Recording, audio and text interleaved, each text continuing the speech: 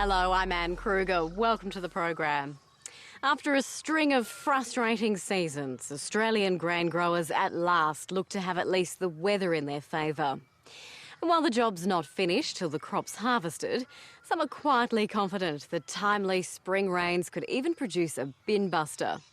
Tim Lee assesses this season's prospects for the nation's grain growers.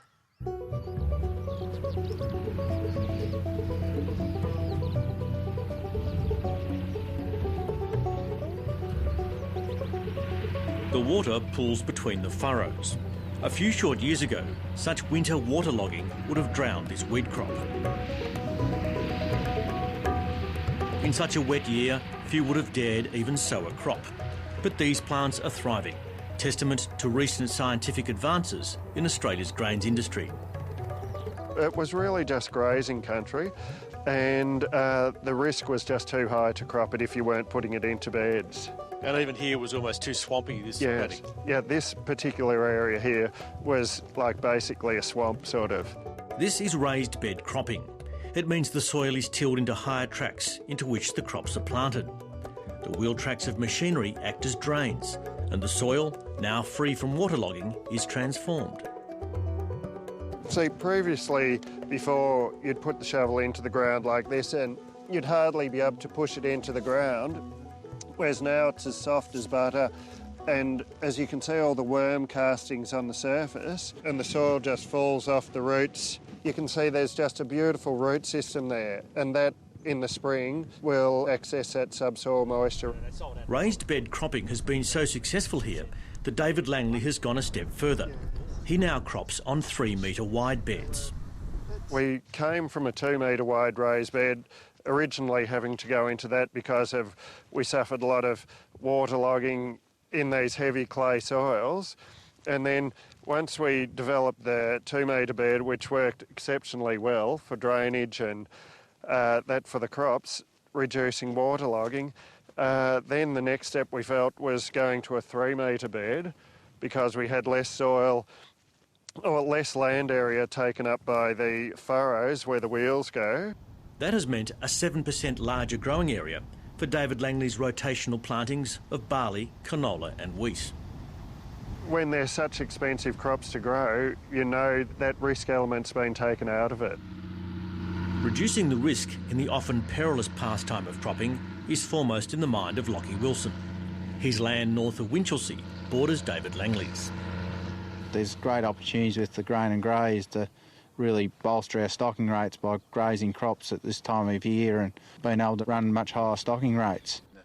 This wheat crop is Amarok, a winter variety owned by Grain Search, a seed company started by farmers in southern Australia. It can be grazed now and it will still yield well enough to harvest late in the early summer. Which is just when the ear starts emerging out of the base, and as long as you don't take that embryo off by grazing, there's research that suggests there's no yield penalty. So it's pretty exciting for this mixed system, really, the potential gains. And potential gains is a much talked about topic here at the National Grains Industry Conference in Melbourne. For as any farmer will tell you, their real fortunes are determined by people wearing suits in faraway places.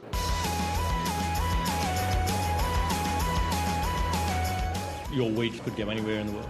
And definitely, and especially from Australia's perspective, you know, the bulk of, especially if there is a decent crop, the bulk of that production is going to go into the export market and really compete on a global basis with the US and Argentina and the Ukraine and really all the production areas around the world. So what are the Australian prospects this year?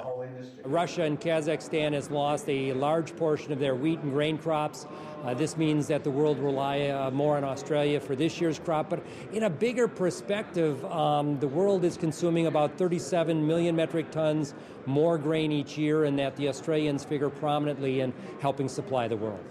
But in the short term, wheat prices are tipped to slip back slightly on last year's prices. And there may be some upside in wheat, but I do want to tell you that, again, I have difficulty in getting overly bullish. Farmers have taken a really safety-first approach this year, not too many risks being taken. In past year, we've seen with a good season, farmers throw everything at it in terms of inputs. I think they've taken a more conservative approach this year, and with good reason because of the seasons that we've had in the last couple of years. This time last year, a bumper harvest beckoned. Then a heat wave in the spring slashed yields. But this year, good rains appear far more likely. This is El Nino La Nina, and in the last week and a half, La Nina is coming on even stronger. That bodes favourably for Australian weather. Certainly a great start. Here we are in the last week of July, and the crops from Gundawindi all the way to Ceduna look excellent thus far. West Australia, still quite a way to go there. Not as much subsoil moisture under that crop as we have on the east coast. A few problems on the Darling Downs with not being able to get a crop planted because it's just too dry on the topsoil. But for Australia, last week of July looks pretty good. As we say, crops are made or killed in spring, so that's what we've got to wait for. This next 8 to 10 weeks becomes critical. Our forecast is just a shade under 22 million tonnes for wheat at the moment, so it's mid-range. If we get average weather, we'll get that. Certainly the stage is set for something considerably better than that. If this La Nina proves to be delivered, then the prospects are up in the mid-20s, I would say, for a wheat crop. But let's not get ahead of ourselves. We are in the last week of July, and it's not December until we harvest the crop.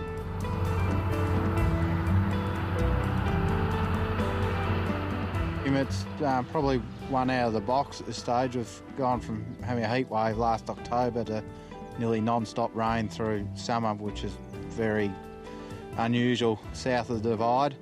And then it's carried on through autumn and through winter at this stage, and it's allowed us to get crops in early and hopefully fulfil some of the yield potential we've got south of the Divide. There are, however, some looming shadows on the horizon. Well, in northwest Victoria, we're in a position where we've got mice in the southern half of our region and locusts in the northern half of the region. So whilst our crop is looking reasonable, we've had some good rainfall events and yield potential is high, there's an imminent impact of locusts that will have a substantial impact on both yield, quality, and also the social resilience within the community. There are a range of hotspots across New South Wales, Victoria and South Australia, so it's very widespread. It's probably one of the largest locust plagues that we've seen for decades. So we're really trying to work hard on a coordinated response that includes action by every single landowner, as well as local government, and also by state and federal authorities.